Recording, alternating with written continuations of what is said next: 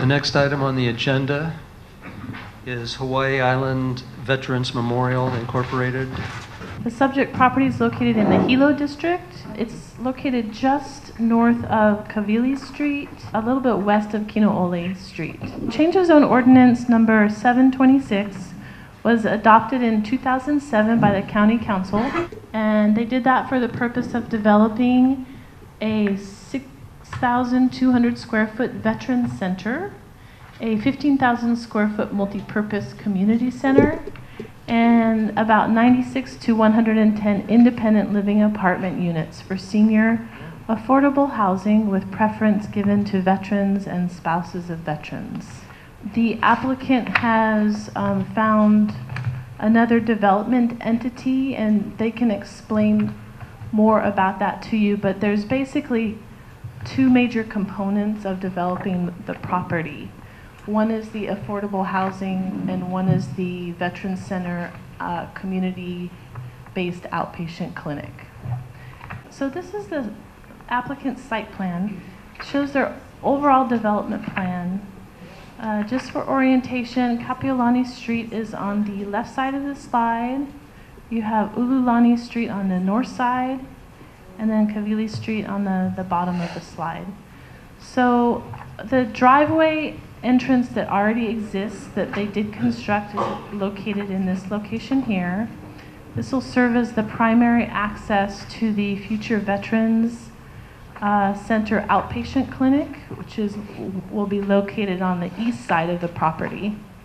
Then you have a parking lot, and then you have the entrance into the affordable housing project, which you can see the various apartment units, kind of a reverse L shape here. Then we have parking with another access that will serve the affordable housing project and community center on Kapiolani Street. On the bottom of the slide, you see in this location here is the future community center. And then there will be another access all the way to the top out towards Ululani Street. And then I have some close-up views of the various project components. So this is a zoomed-in view of the Veteran Center community-based outpatient clinic. You see that Kavili Street on the bottom, the entrance into, and then like a loop driveway out of the site with the parking on the left side. It'll be one structure. There will be a waiting room, quite a few exam rooms in this location here, a conference room, a restrooms, break room, and then on the bottom of the slide are the offices associated with the Veterans Center. This is a view of the proposed community center. And so you have a patio area that kind of separates two structures. One will have a multi-purpose room and a kitchen facility. There will be restrooms, some storage and office building or office rooms. And then the other side is like a gathering area that will have a TV, computer, some tables, and then a little fitness center in this location here. And then the next, oh, I'm sorry, I thought I had a close-up view of the affordable housing, but I don't. So the county zoning for the property is multifamily residential, 1,000 square feet. That's shown in the brown. As I mentioned earlier, the university is located just across Kapiolani Street to the west, which is shown in the purple. And then you have a mix of single-family zoning, which is shown in the yellow, further to the east across Kino'ole Street. To the south is the Waiakea school campus. And the general plan designation for the property is high-density urban, which allows high-density residential, single-family, and multifamily residential use, as well as community uses. This is an aerial view of the photo. Again, you have Kapiolani Street on the west side, Kavili Street on the south side. That one driveway entrance would be generally located, I believe, in this area here. Another entrance off of Kapiolani Street in this location, and then a connection to Ululani Street on the north end. The property is currently vacant. This is a view of the property looking towards the UH campus, so towards the west, and the property is on this side here with the big tree. And a view looking the other way, the truck is parked in that existing driveway entrance.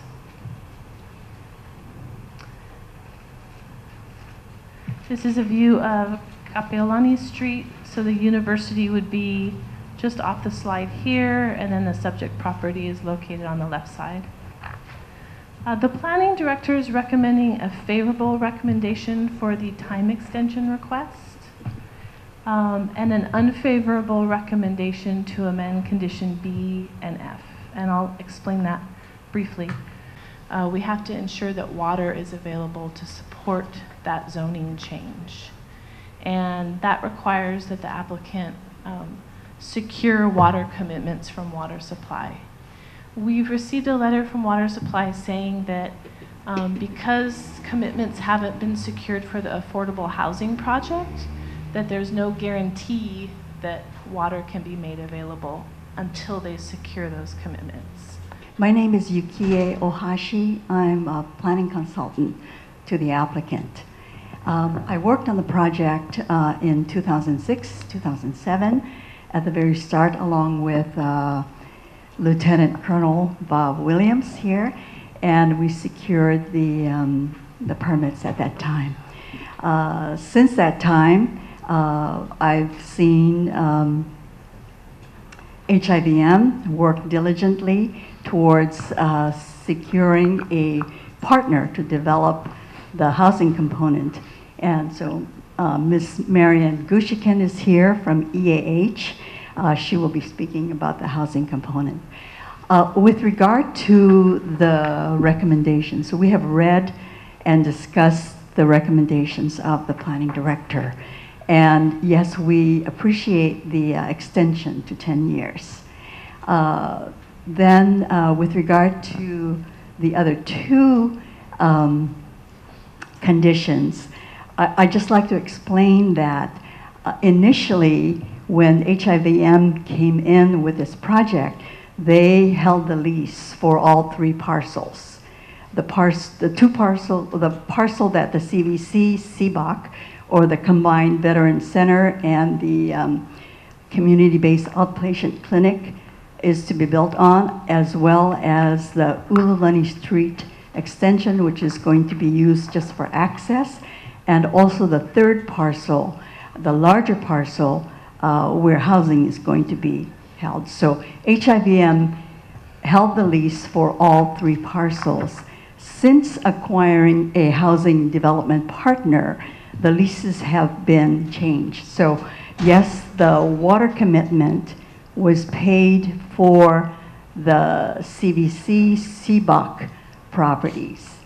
Now, the lease for the housing component has gone through the process. We have received the approval of the BLNR to transfer the lease for the third larger parcel where housing is to be built, and that is in process of being executed. So that lease has been approved by the BLNR and now is going to be transferred to EAH. EAH has not been in a position, not being the leaseholder, to pay that commitment. So we are very close to getting an executed lease for the housing parcel. And at that point, EAH will be in a position as the leaseholder to make the payment of the water commitment deposit. Now, with regard to the traffic division's comment, it was our misunderstanding that streetlights for illumination, we misunderstood that to be traffic signals. Big difference. So there's a traffic signal at the intersection of Kino'ole and Kawili, and also at Kawili and Kapiolani. Our driveway will be approximately halfway between the two. And so because of our misunderstanding, we requested this condition to be deleted. Anyway,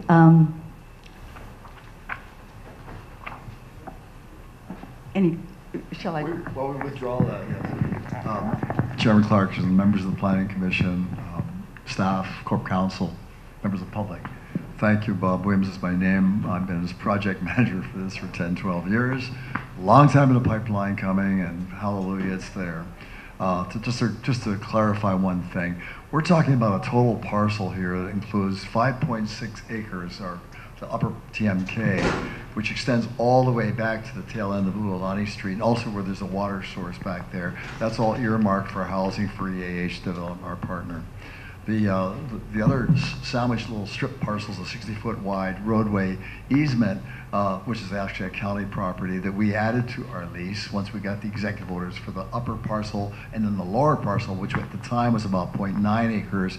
Subsequently, we did a parcel consolidation with an old abandoned railway easement to our Mackay side, and so that gave us about a sum total of about an acre plus to do a 10,600 square foot facility that we have already completed the design and engineering plans for, and have got it shovel ready to go, minus zoning. And that parcel, just addressing those lower two parcels now, that consists of about an acre and a half. And that parcel will ideally be built by the Department of Veterans Affairs, the VA. Those are our preferred developer and who we intended to build that for. By the way, we also put in two sewer taps on that driveway. And we also have a sewer tap for our lower parcel. So we've got the sewer entrance, the sewer's completed, they're all roughed in. We've got the water commitment, of course. We just need to bring electric over, and we're ready to roll the lower parcel. The lower parcel, as I say, is intended for the DVA. The DVA has finally agreed to put in a concept, which is to consolidate their health arm along with their other service arm here, and I'll clarify this in a moment, and to put it all in one location would make sense. So they've agreed to do that. And to that end, we've helped lobby politically and for appropriations, and they have been awarded, according to Senator Schatz, they've been awarded, who's on the appropriations committee, they've been awarded $10 million to do a consolidated CBOC and combined Veterans Center on that lower parcel. No, that period. They will put that out as an RFP. They'll go out for competitive bid, which we welcome. And when we get that RFP, which we're looking for, but they're so slow getting us all together, we then think we'll be in a strong position to say we've got a development partner. If they still continue to do as they've done, we also have several nonprofit healthcare providers we'd be happy to also partner with, and they would provide then medical outpatient clinic service to a larger community, to include the general community, and veterans can access that through what is known as the Veterans Choice Program. One further clarification I should tell you. We talk about veterans on this island, we're talking about 25,000 people, more or less. Not to mention the reserve component troops who made multiple deployments, you know, the reserve units and the National Guard units, some of whom are already forward deployed again. So we got a large community of all ages and all generations. We've addressed this too. We got involved with this because we saw all this diverse population of veterans, and there was a proliferation of veteran services scattered here and there, impossible to find, constantly changing storefronts. And so we created this organization was created not by me but others, that address the situation. So we're essentially a nonprofit developer. That's what we are. We're not a veteran service organization like Purple Heart or Marine Corps Lay or all that, those units. So what we have from the Department of Veterans Affairs, currently we have a community-based outpatient clinic by any other name, and that's located currently up across from the hospital in an awkward location, not a bus stop, on an expired lease in a facility owned by Hilo Medical Center, who wants them out of there, but they don't. They just keep kicking the can down the road. So yeah. Well, finally they're in gear to get out of there now, and that's one arm. The other arm is what is known as the Vet Center program, a totally separate bureaucracy from within the Veterans Administration, and they're located as an afterthought behind a dentist office over in Lonnie Hooley Street, which is Malka of Hilo Shopping Center. Impossible to find, and with cars all jammed up and parked on the streets, and they're in an RM1 type neighborhood. So we're saying we're going to put them both together in one facility. The VA's finally agreed to do that. They're going to put out an RFP for this, and we think we're going to be in a pretty good position. Once we get our zoning, then we'll be shovel ready with our lower project. We designed that project with Fleming Associates Architect, engineering partners, an engineering services firm here in town, and basically, and all been plan approved by the DPW, the Department of Public Works. So we'll have shovel-ready plans ready to roll for that. Water commitments. Once we have our zoning, we are shovel-ready. We'll get final plan approval on this. So we're basically prepared to offer the VA a set of plans and said, "You ready to go? Let's go." With no acquisition fee and a long-term lease. We got a long-term lease for EAH housing, 65-year renewable lease. That's a sweet spot on a $1 million appropriated piece of property sitting up there. And we'll get a long-term lease from the council, I'm confident of, on the lower parcel once we have a development partner. So hopefully that clarifies the whole thing. It's bigger than a 4.88 ARC parcel. That was the original parcel that was zoned, and now we're addressing the zoning on that. I don't know if that creates more confusion than fits answers, but if you have questions, I'm happy to field them. Let's hear about the housing. And we are really happy to also develop an ideal partner who I learned about in Pacific Business News when I realized who are these EAH characters who are out here doing housing all over the state. Well, not really, in Kauai and Oahu, who are very well regarded. And lo and behold, we've partnered up with them, and happily too, Marion Gushigan, who is the Director of Development for EAH, happens to be a local girl who grew up in Mohooley Street and whose parents are, ideal candidates for a housing facility like this. I'm not, by the way, I'll be over income. And for EAH, we're just starting, although it has been about a few years since HIVM first approached us about our interest in pursuing the affordable housing component at this development. EAH is a nonprofit housing development and management company. We're just celebrating our 50th anniversary this year. We came to Hawaii back in 1996 at the invitation of HUD to preserve some affordable units that were HUD financed on Oahu that were at risk of converting to market rate uses. So back in '96, we acquired nearly 500 units and have owned and operated them as affordable housing ever since then. And since that time have also been expanding our development activities in the state. So we're excited to be here on the Big Island. It would be our first project here. Just to sort of confirm the statement that Yukie made with respect to condition B, the genesis of that request to defer the water commitment payment came from really the mismatch between the timing of the ground lease that we would have and the need to make the payment at the time. So as Yukie mentioned, now that the executive orders have been revised and we've negotiated the ground lease with the county, and that's, as I understand, almost imminent as far as execution, we'll be in a position to have the site control, and then it should be no issue to pay the water commitment fee within the 180-day time frame that's required, so that's no issue. Just a little bit with respect to the housing, the site plan showed it'll be a little bit different, I think, when we're all said and done, but we're looking at between 90 to 95 units of affordable senior rental housing, one-bedroom units in that L-shaped configuration. We do intend to have a community center that services both our residents as well as the multi-purpose room that would be available to both the residents as well as members of the public.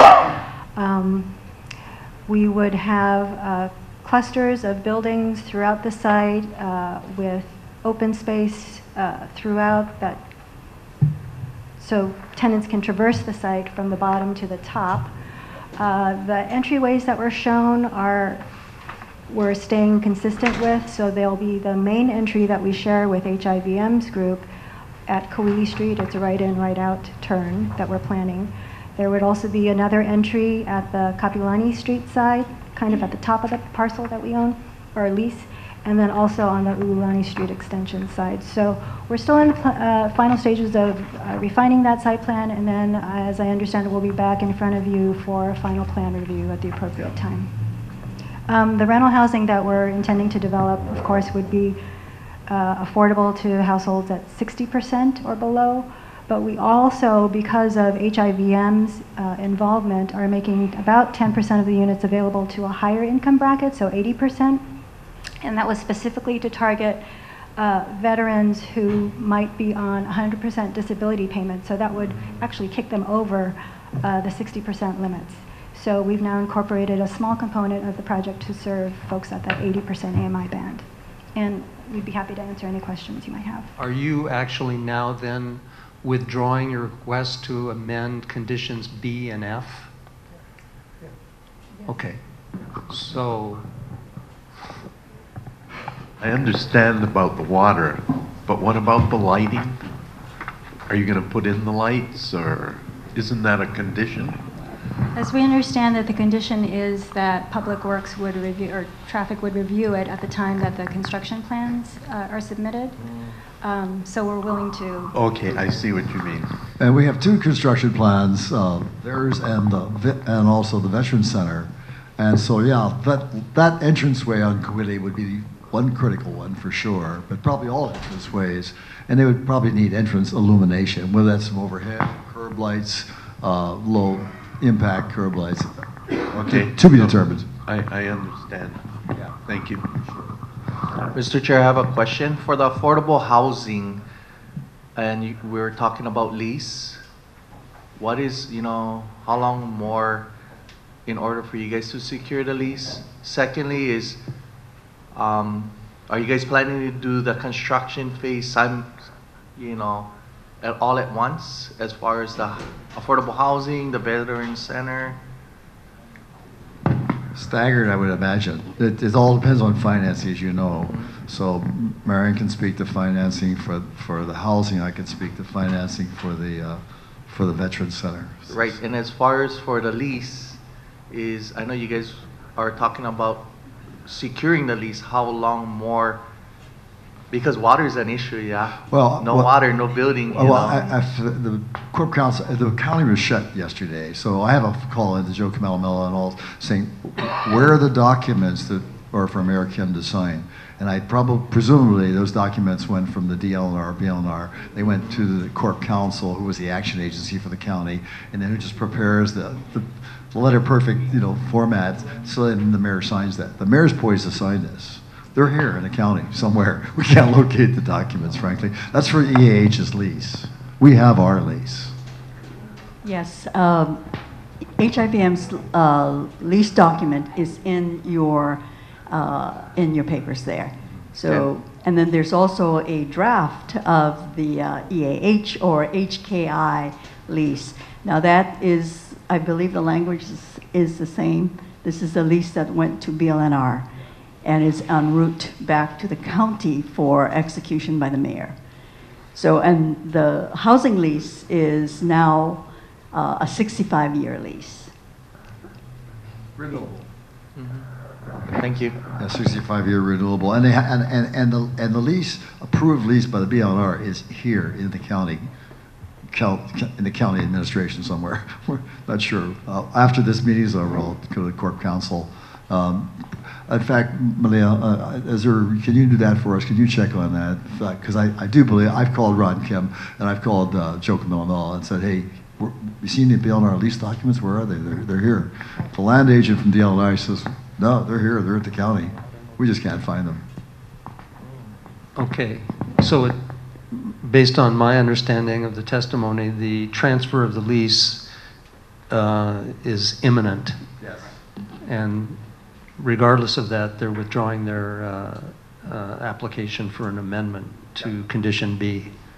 I myself am a veteran, I'm a life member of Post 3875 VFW, Veterans of Foreign Wars.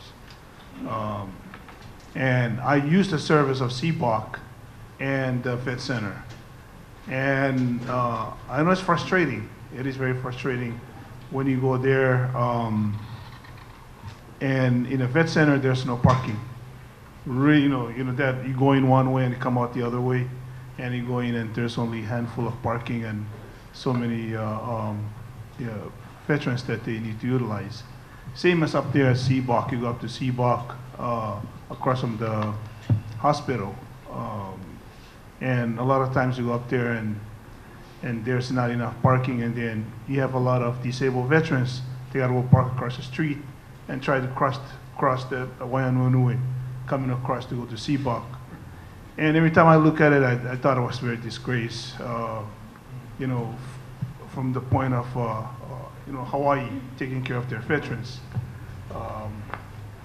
that we cannot have one place where the veterans they can go and get all the cares that they need, and to even have the housing right next to the CBOC. I think that's it's really good. A lot of us veterans we volunteer in the schools to go read to the children, and how nice it is to be right across the school that you can just walk across and go and mentor and work with the children across the street in the school, like elementary school and high school. So thank you very much. I know this has been a long haul. I appreciate Sir Colonel Williams, Bob, for you know, I know you've been very steadfast in all navigating the bureaucracy to bring this project to this point. So thank you very much, and I thank you very much for EAH for coming up and stepping up and partnering up with our volunteers to provide the housing development. So I'll vote, Mr. Chairman, in favor of this project. Well, before we make a commitment, we need to hear from the public who wishes to testify. Thank you. Please be seated. And we'll proceed now with public testimony. Two people have signed up to testify, Ken Fujimoto and Jeremy Kelly. Would you both please come forward? Either one of you, whoever's proceeding, introduce yourself and then proceed with your testimony, please. Thank you. Good morning, everyone. My name is Ken Fujimoto. I come before you as not only as a board member of HIVMI, but also, importantly, as a veteran.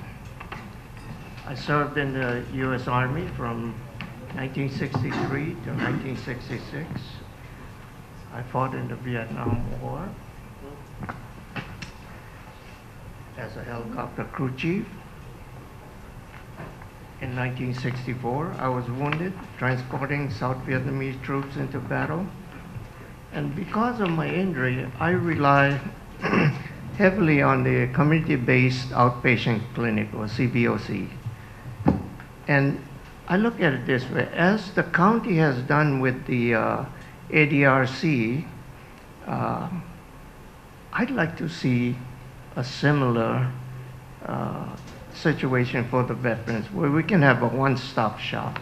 We can have our medical taken care of, and go to the other side and have our other. If we have any questions on other veterans issues or filing claims, we would have that. And if possible, maybe an office for one of the veteran service organizations with their service officer, which a lot of veterans are more comfortable with that instead of going direct to the VA. So, and that would be nice, because for now, to get our medical services, we run all the way up Waianui, and to get other veteran services, we got to run all the way down to Lanihuli Street. And as was reported by Mr. Rafferty, there's always hardly any parking. And it's frustrating at times, but we carry on and hope in the future there'll be a better situation. And as for the housing component, an affordable senior rental apartment community would be best for a lot of the fellow veterans and their spouses, and also for those in need of housing. This housing availability will help our homeless and elderly veterans with shelter. Although I do own my own home in Ninole, I can see that someday I won't be able to maintain the property. That's when a senior rental apartment would be the best situation for me. So I thank you for allowing me to speak on behalf of the veterans. Thank you. My name is Jeremy Kelly. I joined the Naval Air Reserve in Seattle at the age of 17. After 1 year in the reserve, I was served 3 years of active duty and was honorably discharged from the Alameda Naval Air Station in October of 1961. And then 5 more years of reserve after that. I took advantage of veterans benefits, including a home loan in the mid-60s, educational benefits that provided me with a huge range of aviation training all the way up through airline transport certification, flight instructor, helicopter flight instructor, a bunch of stuff. And for the last 10 years, I've utilized the medical CBOC also as a part of my veterans benefits. I've been on the board of directors of the Hawaii Island Veterans Memorial for the last 10 years and have been the board secretary for the last 7. I joined the board with the idea of giving back as much as possible to for the VA benefits that changed my life for the better since the mid-60s. And I'm thankful to have been actively helpful in implementing our mission to provide a really nice, low-cost, senior independent living community with preference to veterans and their spouses. This also includes a desirable living option for me, much the same as Ken just mentioned regarding maintaining my house at some point not being able to.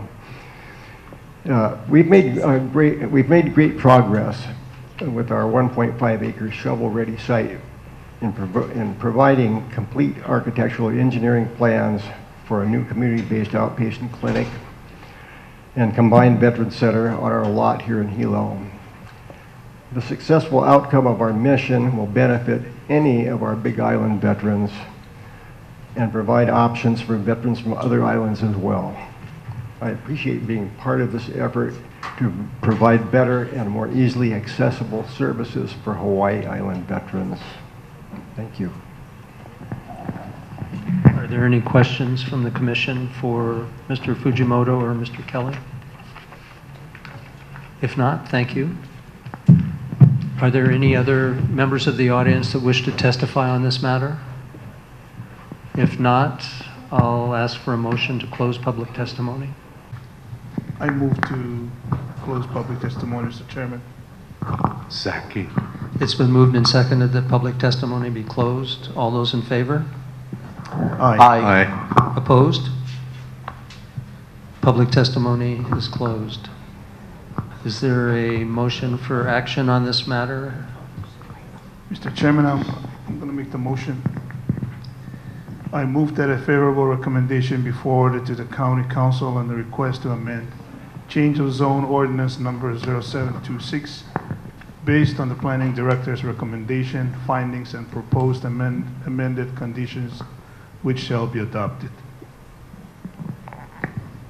Now, I just want to make sure that your motion includes the fact that... Right. Okay. Can I just ask one question? Well, you know that up there it says amended rezone 0651, and down here it says change of zone ordinance 0726. Which is the right number? The ordinance number is what you should refer to. The rezone is just our rezone file number. Okay. Yeah. All right. So yeah, the motion included the conditions that was Withdrawn. Withdrawn, yes, yes, sir. Is there a second? Second? Being moved and seconded, would staff poll the commission, please? Okay, so the motion is to forward a favorable recommendation to the county council to amend condition C for a 10-year time extension. Commissioner Rafferty, Aye. Commissioner Replogle, Aye. Commissioner Aguinaldo, Aye. Commissioner Ikeda, Aye. and Chair Clarkson. Aye. All right, the motion carries 5-0. You'll be notified in writing the action of the commission. At this time, we'll take a 5-minute break, and then we'll proceed with